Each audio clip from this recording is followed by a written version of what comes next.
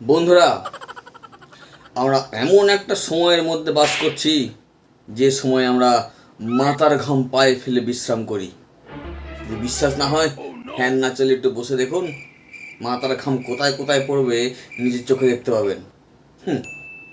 আর তাছাড়া আমরা এমন সময়ে বাস করছি যে সময়ে আমরা শীতকালেও গরম জলে চান করি, গ্রীষ্মকালেও গরম জলে চান করি।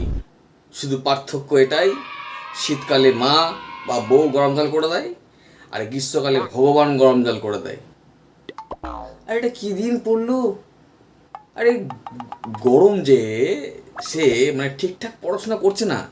আরে আজকালকার দিনে ছেলেমেয়েরা মাধ্যমিক উচ্চ মাধ্যমিকে 90-এর নিচে কথা নেই, সবাই 90 পেয়ে যাচ্ছে। আর গরম দেখো এমন পড়ছে, 43-এর ওপর স্কোরই করতে পারছে না। কি করে ও ক্যারিয়ার তৈরি করে বলো দেখিনি? কি করে করে খাবে? মাত্র 43, হ্যাঁ 50%ও পেলো না।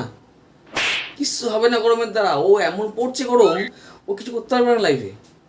অন্তত 80-85 অন্তত স্কোর করা দরকার। গরমটা যেভাবে পড়ছে, মানে পড়ছে পড়ছে এটা মানছি, কিন্তু স্কোর করতে পারছে না। অন্তত 80-85 স্কোর করা উচিত যারা পড়ছে। গরম 80-85 স্কোর করলে তখন কি করবে? 80-85 স্কোর করলে কি করব? কি আর করব? এই আমাদের জায়গায় কিছু বড় বড় গাছ লাগানো আছে, সেই গাছগুলো কেটে একটা এসি কিনবো। আবার কি? হ্যাঁ,